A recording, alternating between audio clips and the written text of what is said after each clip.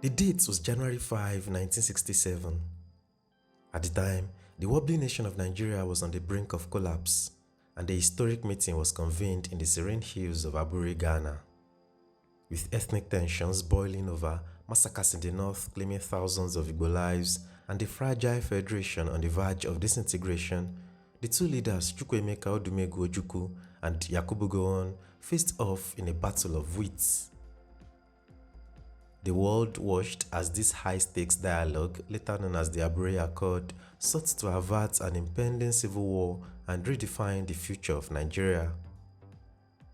At the end of the two-day retreat, Ojukwu came out on top and outsmarted Gowon, who agreed to the letter all of Ojukwu's proposals on the way forward to a new Nigeria. However, Gowon was oblivious to what he had signed away in Aburi. When he returned to Lagos, he realized his folly when the permanent secretaries opened his eyes to his agreement with Ojukwu. No doubt, Ojukwu had won the first battle at Aburi, but Gowon, who felt he had been robbed, would not give in and sought to reach a compromise. Of course, he did not cancel all of the agreements, but he inserted some clauses which he called Decree 8 to keep the East in the Federation, while at the same time not granting all of Ojukwu's demands. On Aburi we stand, Ojukwu vowed from Enugu. From Aburi you shall fall, Gowon responded in Lagos. Thus began a back and forth battle of dialogues that would eventually render Aburi null and void and lead to a brutal 30-month civil war which claimed millions of lives. So, how did Ojukwu outsmart Gowon at Aburi? First, let us examine the root cause.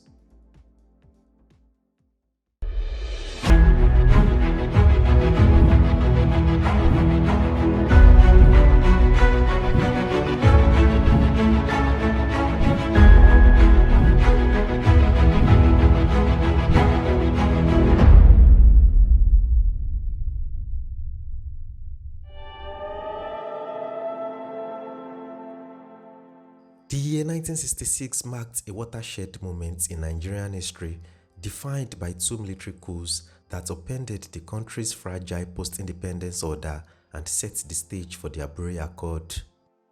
These events, driven by ethnic tensions, political rivalries, and the struggle for power, plunged Nigeria into a period of uncertainty and division, ultimately culminating in the Nigerian Civil War. To understand the necessity and significance of the Aburi Accord, one must first probe into the genesis of these coups and their far-reaching consequences. Nigeria, having gained independence from Britain in 1960, inherited a federal system plagued by regionalism and ethnic divisions. The country's three dominant ethnic groups, the Hausa and Fulani in the north, the Yoruba in the west and the Igbo in the east, each sought to protect their regional interests, often at the expense of national unity. The First Republic was characterized by political corruption, electoral malpractices, and a lack of accountability. These issues reached a tipping point in the controversial 1964 general elections and the October 1965 Western regional elections, which were widely perceived as rigged, leading to widespread discontent, riots, and killings. A situation then known as Operation Wetie.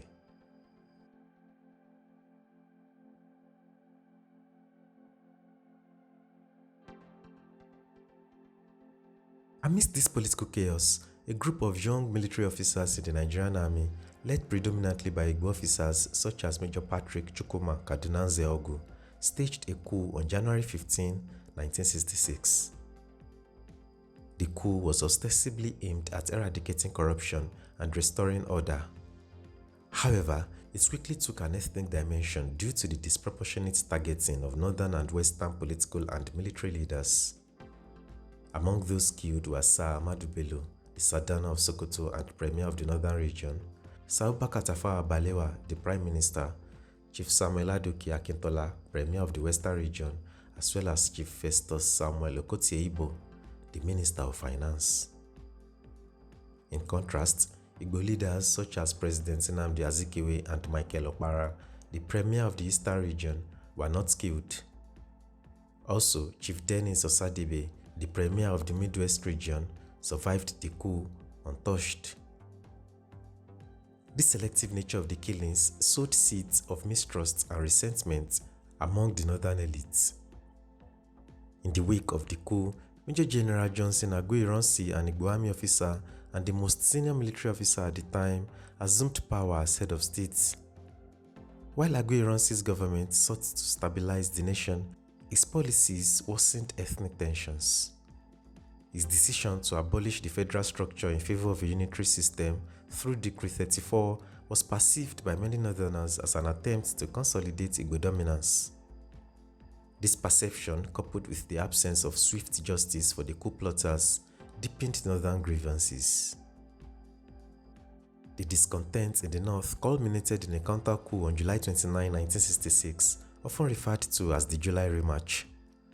Northern officers, led by Lieutenant Colonel Murtala Mohammed, sought to avenge the deaths of their leaders and redress what they saw as Igbo hegemony. The coup resulted in the brutal assassination of General Aguiyi-Ironsi alongside other Igbo officers and the installation of Lieutenant Colonel Yakubu Gowon as head of state.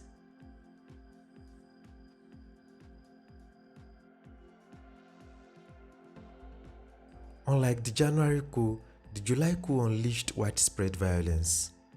Pogroms against Igbo people erupted across the northern region, with thousands of Easterners brutally killed and many more displaced. These massacres triggered a mass exodus of Igbos back to the eastern region, where they sought refuge under the leadership of Lieutenant Colonel Chukwuemeka Odumegwu Ojukwu, the military governor of the eastern region.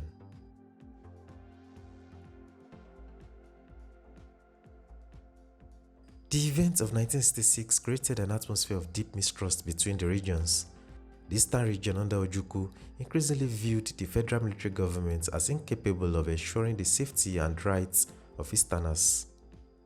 Meanwhile, Gowon faced immense pressure from northern leaders and military officers who demanded a stronger stance against what they perceived as Igbo insubordination. Ojukwu's demands for justice and the safety of Eastern Nigerians were met with resistance from Gowon's government, which was preoccupied with holding the country together. The absence of a clear chain of command further complicated matters, as Ojukwu and Gowon often operated as equals rather than subordinates within a unified government. This impasse deepened the division, with the Eastern region increasingly asserting its autonomy.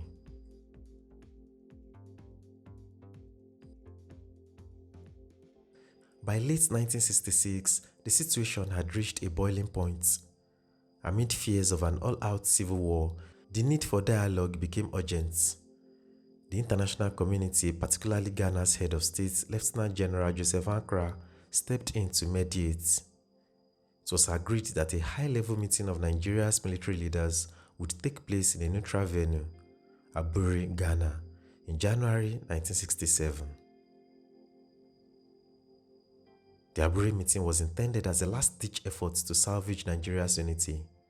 The goal was to address the political, military, and constitutional issues threatening the federation. Ojukwu sought regional autonomy to protect the eastern region, while Gowon aimed to preserve Nigeria as a unified state. The stage was set for a negotiation that would determine the fate of a nation.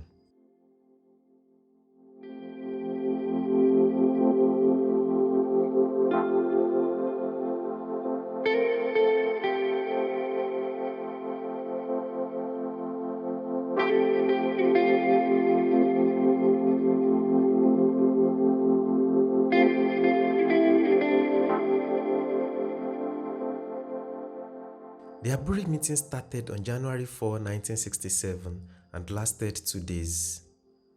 Aburi was as much a battle of intellect and strategy as it was a diplomatic negotiation. Ojukwu entered the talks with a meticulously crafted plan to secure his region's interests. His approach at Aburi showcased his deep understanding of Nigeria's political landscape, his ability to exploit his rivals' weaknesses, and his skill in navigating the complexities of negotiation. Ojukwu's preparation for the Aburi meeting was both comprehensive and strategic. He immersed himself in Nigeria's constitutional history, particularly the regional autonomy enshrined in the Constitution of the First Republic. Armed with this knowledge, he was able to articulate his position with clarity and legal precision, framing his demands within the context of Nigeria's foundational agreements. While Gowon attended the meeting without adequate preparations in terms of a crew of legal and political advisors, which such a meeting demanded, Ojukwu, on the other hand, meant business. He arrived in Aburi with a strong team of legal, political, and economic advisors, secretaries, and realms of paper. With this, he was able to outsmart Gowon, especially in his ability to frame the Eastern region's grievances in terms that resonated beyond ethnic boundaries.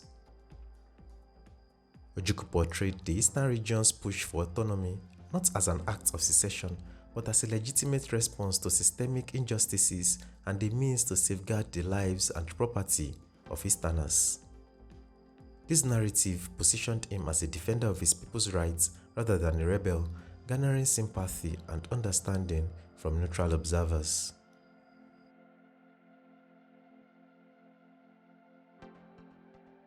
Ojukwu said that his region was worried that, contrary to Gowon's promise on August 9, 1966, that all soldiers would return to their region of origin, northern troops still occupied the western region.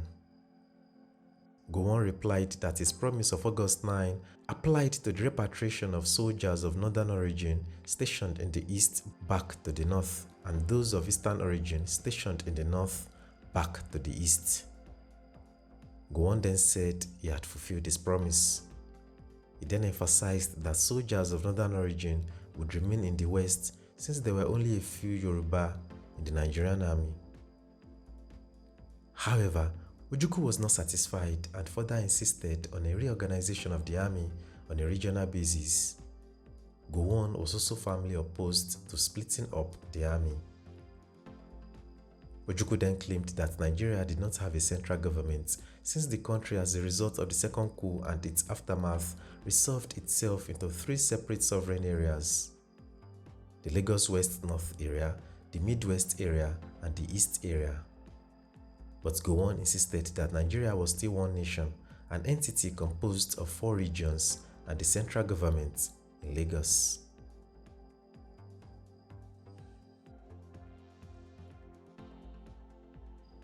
During the negotiations, Ojukwu demonstrated an exceptional command of language and rhetoric. He deliberately emphasized terms such as devolution of power, which were less likely to provoke alarm than secession or independence.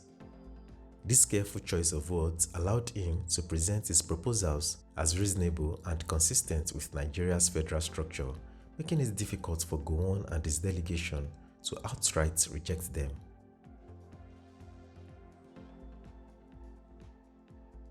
For instance, Ojukwu used the words drawing apart instead of secession when he proposed the standalone of regions in order to avoid further friction and further killings.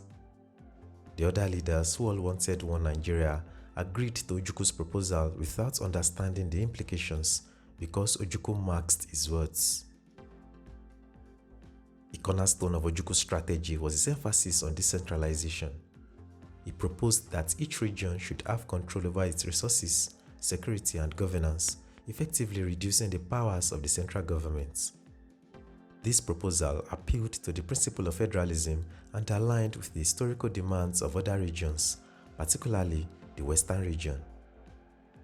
Ojukwu was very much aware of Gowon's vulnerabilities, particularly his relative inexperience and divided loyalties within the federal military government. Gowon's position as head of state was not entirely secure, as he faced pressure from northern hardliners and other military factions. Ojukwu capitalized on this by adopting a firm but non-confrontational tone, forcing Gowon to carefully weigh his responses to avoid alienating key stakeholders. By exploiting Gowon's ignorance, Ojukwu got what he wanted. He had outsmarted Gowon, and this was the bombshell of Aburi.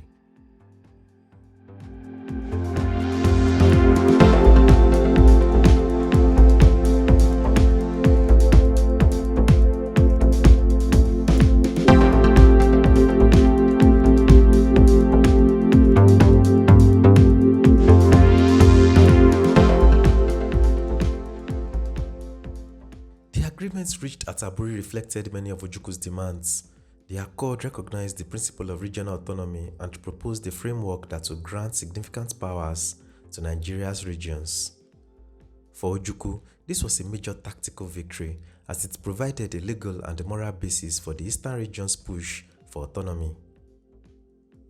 By agreeing to Ojukwu's argument that the regions should first pull apart in order to stay together, the other leaders in effect sanctioned the secession of the Eastern region, hence the end of Nigeria as a single nation.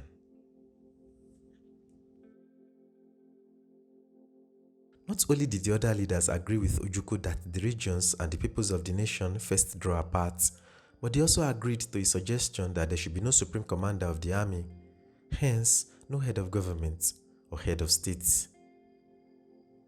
What Ojukwu wanted was that whoever was at the top should be a titular head who would only act when all of them had met and taken a unanimous decision.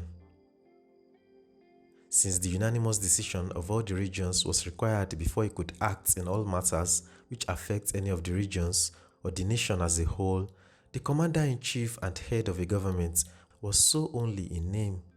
He would still be a titular head. The point of the agreement at Aburi was that each region would be responsible for its own affairs and that the federal military government would be responsible for matters that affected the entire country. Afterwards, the officers toasted their reconciliation. The federal delegation's jubilation was such that on his plane flight home, Ojukwu asked one of his secretaries whether Gowon had fully understood the implications of what had been agreed. However, no one at Aburi, other than Ojukwu, really understood the constitutional implications of what had been agreed. Ojukwu was obviously delighted with this, hence why he was in such a hurry to implement the decisions that were taken.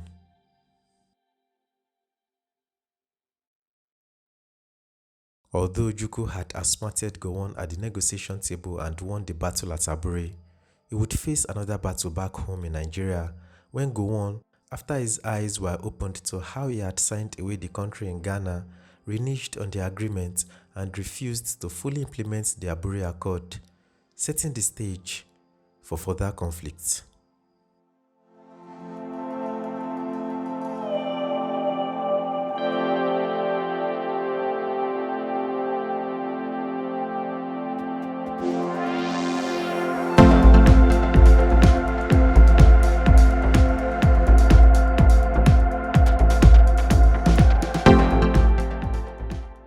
Federal permanent secretaries who headed the various ministries of the government as of then, as well as political and legal experts in the country, were appalled at the contents of the Aburi Agreement when their leaders returned home. The permanent secretaries met on January 20, 1967 to evaluate the agreement, and they rightly argued that the title of Commander-in-Chief was a subtle way of either abolishing the post of the Supreme Commander or declaring it vacant, now that its previous occupant, Major General Johnson Aguiyi-Ironsi, was dead. They further reported that the proposal that all appointments to top posts in the military, civil service, and the diplomatic corps be unanimously approved by the Supreme Military Council would tend to paralyze the functions of the Federal Public Service Commission. They also noted that the allegiance and loyalty of the regionally appointed officers of the federal government would be to regions, meaning in effect there would be no federal public service. The summary of their report was that the Aburi Agreement summed up to a confederation. The leaders themselves were shocked. Then, from February 16 through February 18, 1967, Lieutenant Colonel Yakubu Gowon summoned a meeting of the secretaries to the military government and other officials, which was held in Benin City, over a memo one of the permanent secretaries had written concerning the Aburi Accord. The memo traced the long, hard road that Nigeria had traveled and stressed the need to keep a united nation. The permanent secretary who wrote this memo was Prince Solomon Akenzua, who later, as Eredua I, became the 39th Oba of Benin on March 23, 1979. However, Prince Akenzua was an outstanding civil servant. In fact, he rose to become the Federal Permanent Secretary, Ministry of Health, before he retired in 1973. Akenzua in the memo said that Gowon had given too much away in Aburi and that it would lead to the destruction of the country. He also said that Gowon had legalized total regionalism, which would make the center very weak. Prince Akenzua further alluded in his memo that a weak center would lead to a confederation and the total disintegration of Nigeria. The shocking revelation of the meeting of the Aburi Agreement overshadowed some of the important decisions the leaders agreed to at Aburi in their search for peace and for a new basis of a stable federal union, or at least a national unity. Aburi on the whole was a big success, but the interpretation of what transpired at the meeting devalued the success. Ironically, implementing the decisions agreed on at Aburi was necessary. Ojukwu then set March 31, 1967 as a deadline for the unilateral implementation of the Aburi Accord. Gowon, on the other hand, broke his promise and restated that the constitutional changes the East proposed would not work because such changes would result in the end of Nigeria as a single nation. As Prince Akenzua had written in his memo, Gowon had given too much away in Aburi that would have led to the destruction of the country. He legalized total regionalism, which would make the center very weak. And the weak center would eventually lead to a confederation and total disintegration of Nigeria.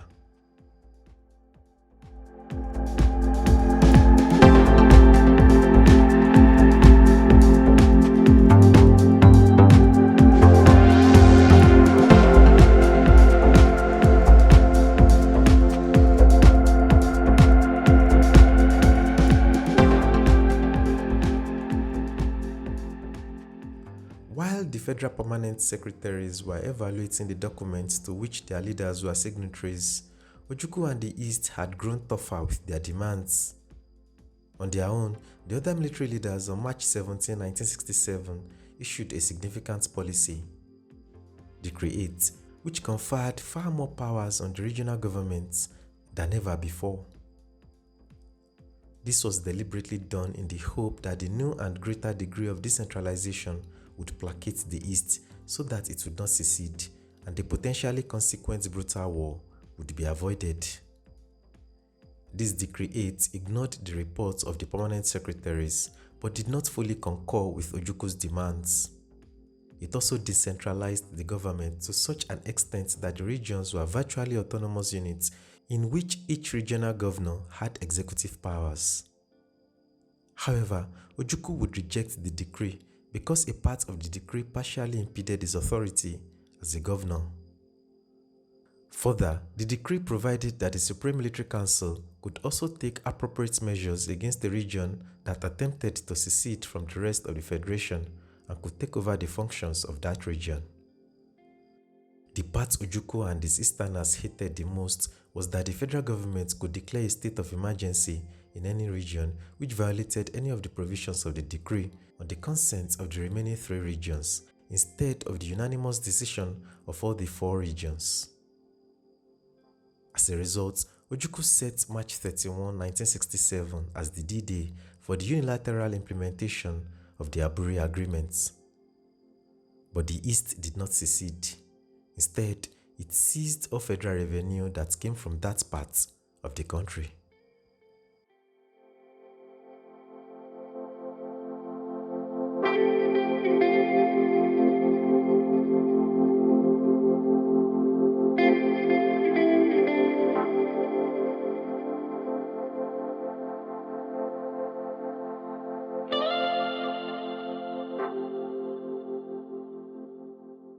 In the meantime, the Yoruba people were dissatisfied with the presence of troops of northern origin who occupied the western region, and the decision to recruit Yoruba people into the army did little to ease those feelings. So the Yoruba, through Chief Obafemi Awolowo, proposed that should Ojukwu and the East secede, the West would feel free to follow suit. The federal government was caught pants down, while Ojukwu and his followers in the East popped champagne. While the federal government was still trying to steady itself from these revolutions, the northern leaders made an astonishing suggestion: the creation of more states. The nation was stunned.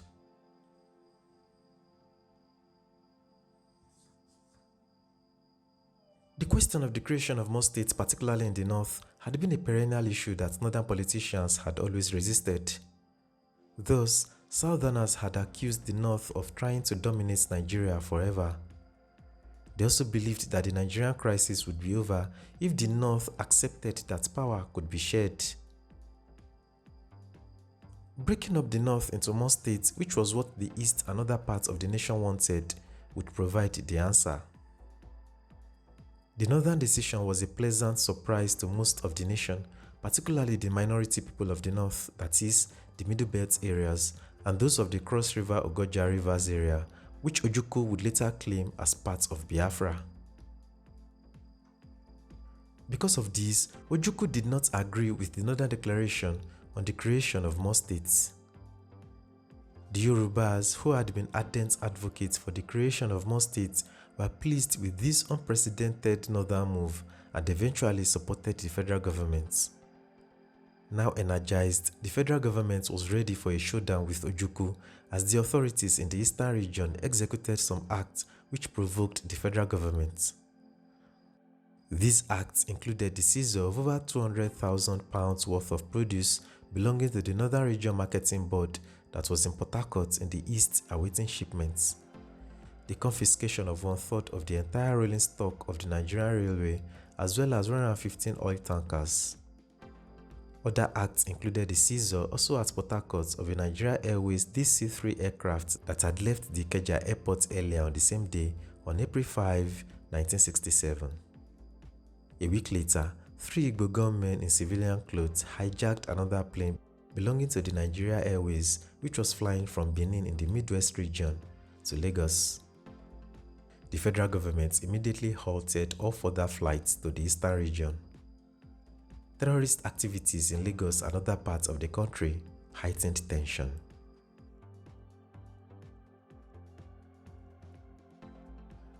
Before long, the sanctions against the East were beginning to bite as a result of an economic blockade of the eastern region in early May 1967. A few days later, on May 26, 1967, Ojukwu addressed the East Consultative Assembly, consisting of some 300 delegates from all provinces in the East, where he asked them to choose one of these 3 alternatives. 1. Accepting the terms of the North and Gowon, thereby submitting to the domination from the North. 2. Continuing the present stalemate and drifts. Or 3. Ensuring their survival by declaring their autonomy. The assembly got the message. For whatever it was worth, it gave Ojukwu the powers and urged him to declare at an early practicable date for Eastern Nigeria as a free, sovereign and independent state by the name and title of the Republic of Biafra.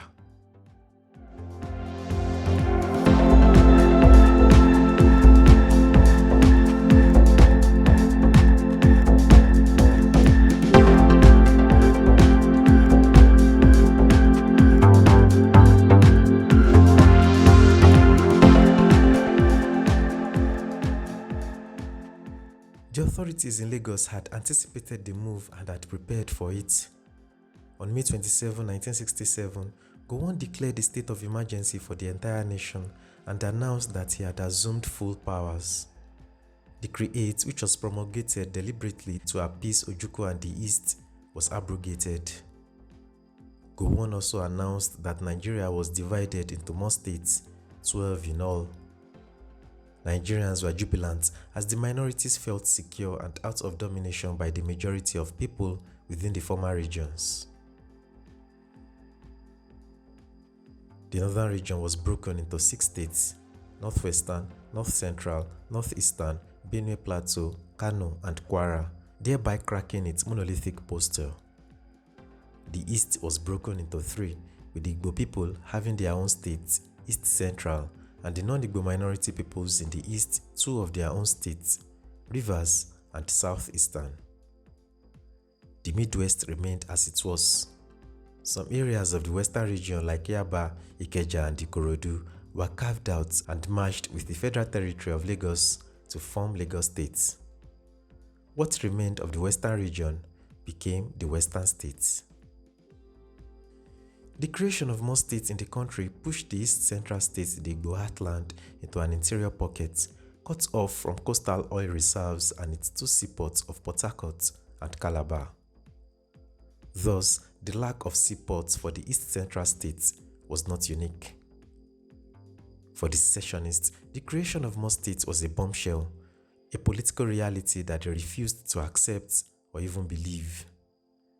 They began to speed up the withdrawal of the eastern region, which would include, according to them, the two new states of Rivers and Southeastern, with capitals in Port Harcourt and Calabar, respectively. On May 30, 1967, Ojukwu proclaimed that the territory and region known as Eastern Nigeria, together with her continental shelves and territorial waters, would henceforth be an independent sovereign state of the name and title, the Republic of Biafra. A new flag was hoisted in public buildings in the east, and the police and army appeared in different uniforms.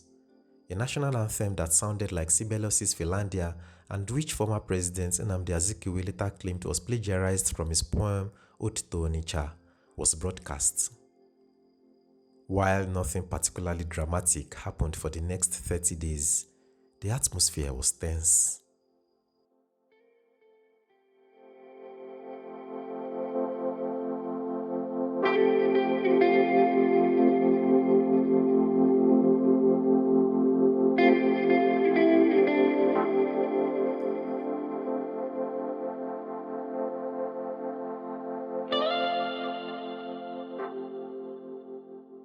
Although Gowon had his own share of the blame, especially his carelessness after Aburi, he did everything possible to prevent the Nigerian balloon from bursting and to appease Ojukwu to the extent that many Nigerians were doubting whether the federal government was a sick dog that could neither bark nor bite. Nigeria's political instability had now been pushed to its limits. On July 6, 1967, the federal government mounted what she initially termed a police action to arrest the secession. Subsequent events soon showed that it was not a mere police action. It was much more serious than that, particularly with the rebel capture of the Midwest region through another Igbo-engineered plot in the small Benin garrison on August 9, 1967. The assault on the Midwest had been a miscalculation that led to the Midwest Boomerang, when the federal military government mounted a counter-offensive with Lieutenant Colonel Murtala Mohammed at the forefront. The secession was now such that it could not be stopped by just a police action, and the result was a 30-month cruel civil war in which over 1 million innocent civilians' lives were lost, equipment worth billions of dollars wasted, and thousands of stalwart soldiers on both sides dead. In the end, the Biafrans surrendered unconditionally, pledged their allegiance to Nigeria, and the civil war officially ended on January 15, 1970, after Ojukwu had fled to Côte d'Ivoire and his deputy Philippe Effiong declared an end to the Republic of Biafra.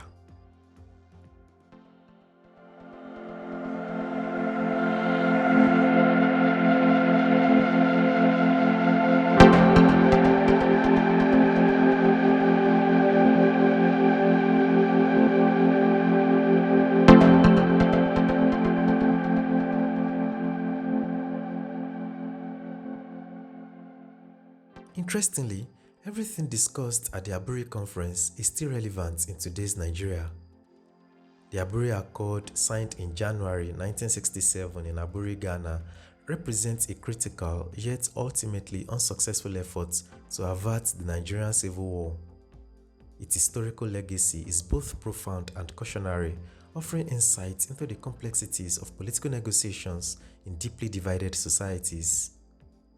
The Accord and its aftermath underscored the importance of mutual trust, clear communication, and effective implementation mechanisms in high-stakes negotiations. The Aburi Accord arose amidst escalating tensions following Nigeria's post-independence crisis, particularly the 1966 coups, ethnic massacres, and the displacement of millions of Eastern Nigerians, primarily the Igbo people. These events culminated in the secessionist ambitions of the Eastern region led by Lieutenant Colonel Chukwuemeka Odumegwu Ojukwu. Seeking to prevent a civil war, representatives of the Nigerian federal government and the Eastern region convened in Aburi under the auspices of Ghana's military leader, Lieutenant General Joseph Arthur Ankra. The accord outlined agreements on key issues, including decentralization of power, military restructuring, and measures to protect the Eastern region. It proposed a confederal structure, granting the region significant autonomy while maintaining the unity of Nigeria. The agreement seemed promising, with both parties expressing satisfaction at the end of the talks. However, the accord's implementation faltered due to the differing interpretations and mutual distrust. The federal government, led by Lieutenant Colonel Yakubu Gowon, viewed the confederal provisions as threatening national unity and sovereignty. Conversely, Ojukwu and the Eastern leadership perceived subsequent federal actions as a betrayal of the accord's spirit. This breakdown in trust and communication worsened the already fragile situation, eventually leading to the declaration of the Republic of Biafra and the onset of the Nigerian Civil War. The failure to implement the Aburi Accord highlights a critical missed opportunity to address Nigeria's political and ethnic divisions peacefully. The inability of both sides to commit to the agreed terms underscored the fragility of negotiated settlements in an atmosphere of deep-seated mistrust. The accord introduced a framework that recognized the value of regional autonomy in addressing Nigeria's ethnic and regional diversity. Although the Civil War nullified the Aburi agreements, the debate it sparked influenced subsequent constitutional developments, including the federal restructuring Nigerians clamor for today.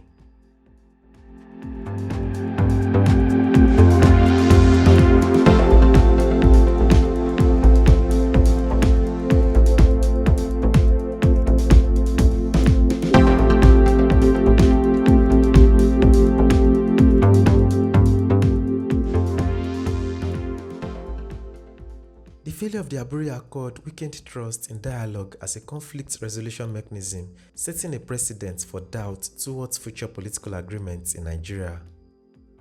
The perception of betrayal fostered a narrative of distrust that lingers in Nigerian politics. Instead of resolving tensions, the collapse of the Aburi Accord further polarized the parties involved. It provided a justification for the Eastern region's secession and underscored the federal government's determination to preserve the country's unity at all costs. The accord remains a reference point in discussions about conflict resolution in Africa, particularly in multi-ethnic states.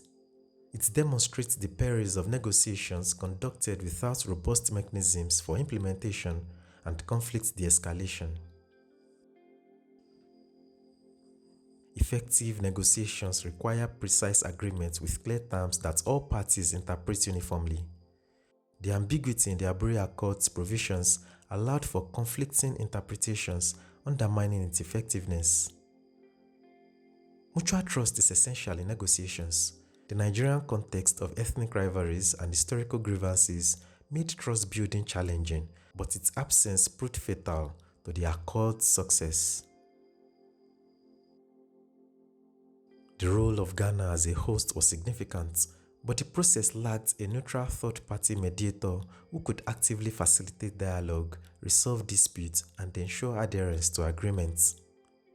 Political agreements must include practical steps and timelines for implementation, along with mechanisms for resolving disputes that arise during execution. The lack of such provisions in the Aburi Accord contributed to its failure. The Accord's focus on decentralization reflected an attempt to address Nigeria's diversity but failed to adequately account for the federal government's concerns about unity. Negotiations must balance regional aspirations with national interests.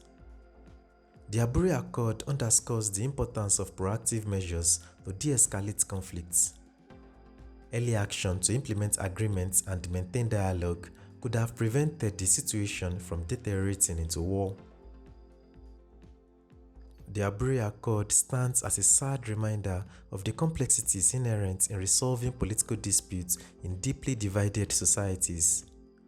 While it represented a significant effort to address Nigeria's political crisis, its failure exemplifies the pitfalls of inadequate implementation, ambiguous agreements, and mutual distrust. For modern Nigeria and other multi-ethnic states, the lessons of the Aburi Accord remain relevant, emphasizing the need for inclusive, transparent, and sustainable approaches to political negotiations and conflict resolution.